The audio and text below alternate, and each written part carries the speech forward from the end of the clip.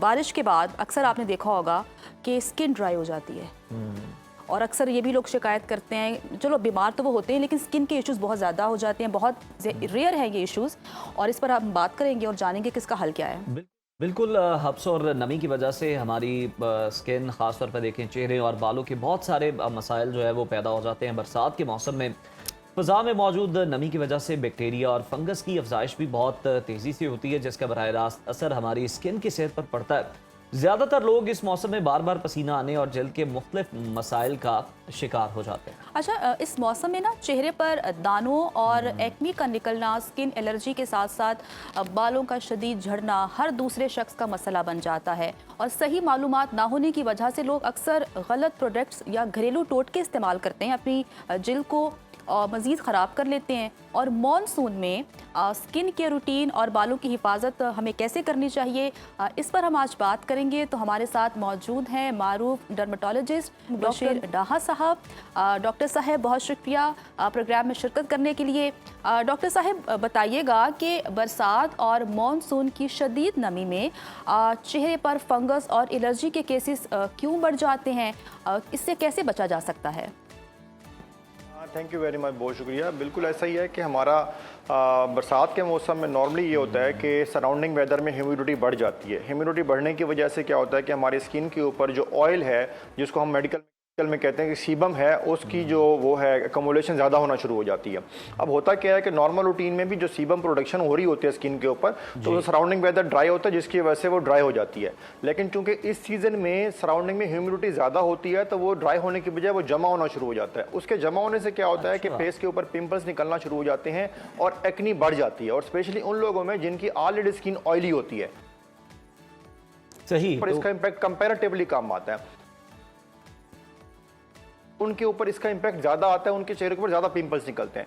एक चीज़ और, कुछ लोगों की स्किन कॉम्बिनेशन स्किन जिसको बोलते हैं वो होती है कि वो ये कहते हैं कि उनकी इस सीज़न में उनकी स्किन भी ऑयली हो जाती है, उनमें की टेंडेंसी बढ़ती है।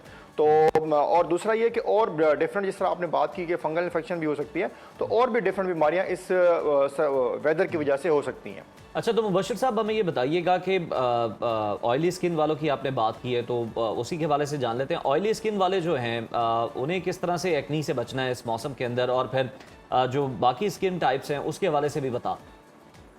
जी बिल्कुल। अच्छा, सबसे बड़ा इशू आता ही इसमें एक्नी का है। होता ये है कि इस सीज़न में चूंकि ज़्यादा ऑयल जमा हो रहा होता है और उसकी वजह से एक्नी होना शुरू हो जाती है। तो इसका जो प्रिकॉशन है या इसकी जो बचने की तरीका है वो ये है कि आप फेस को वॉश करें। अगर पहले नॉर्मल रूटीन में 1 दफ़ा 2 दफ़ा फेस को वॉश करें, तो अब जो वॉश करने की फ्रीक्वेंसी है उसको 4 से 5 मरतबा कर लें। और जब भी आपको महसूस हो कि फेस के ऊपर ऑयल जमा हो रहा है, तो उसमें आप फेस को फ़ौरन से वॉश करें। इससे क्या होगा कि एक्नी होने की जो टेंडेंसी है या चांसेस हैं वो कम से कम होते जाएंगे।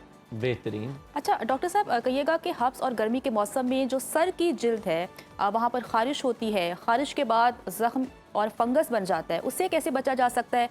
और बालों के शदीद झड़ने और कमज़ोर होने से कैसे बचा जा सकता है? और ख़वातीन और मर्द को क्या एहतियात करनी चाहिए इस मौसम में? जी बिल्कुल, ऐसा इसमें ये होता है कि सर के ऊपर खारिश शुरू हो जाती है या फंगस शुरू हो जाती है। तो होता यह है कि जो फंगस है उसकी जो ग्रोथ है वो वेट इन्वायरमेंट में या नमी वाली जगह पे ज्यादा होती है। अब आजकल के सीजन में चूंकि नमी ज्यादा हुई होती है सराउंडिंग में, तो मोस्टली ऐसा होता है कि पसीना भी आता है, तो इसलिए उसकी जो फंगस की ग्रोथ है वो बढ़ जाती है। तो इसका जो बचने का तरीका है वो ये है कि सिंपल ये कि सर को कोशिश करें कि ड्राई करें।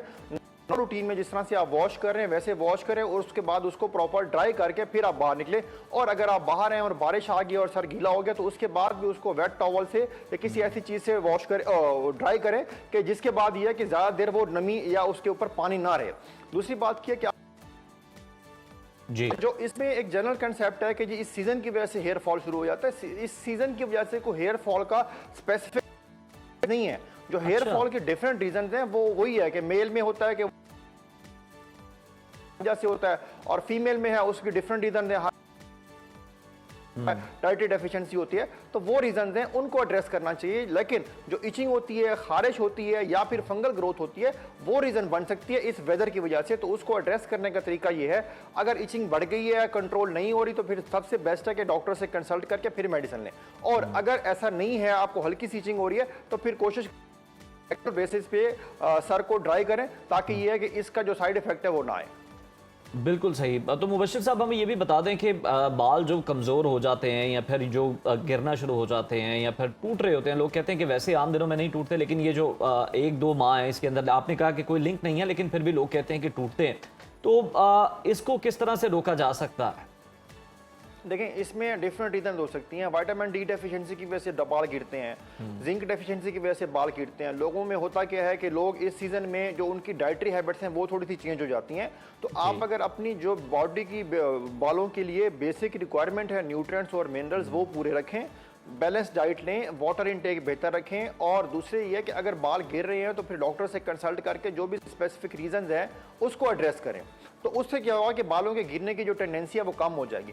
थोड़ा सा ये जो फीमेल है, फीमेल में बालों के गिरने की 3 बड़ी रीजन हैं। एक सबसे बड़ी रीजन ये है कि अक्सर खवातीन क्रैश डाइटिंग की तरफ चली जाती हैं। जब बहुत ज़्यादा डाइटिंग करते हैं से बाद हेयर फॉल, वो कुछ खवातीन में ऐसे होता है कि उनमें हार्मोनल इम्बैलेंस होता है, जिसकी वजह से क्या होता है कि हेयर फॉल शुरू हो जाता है।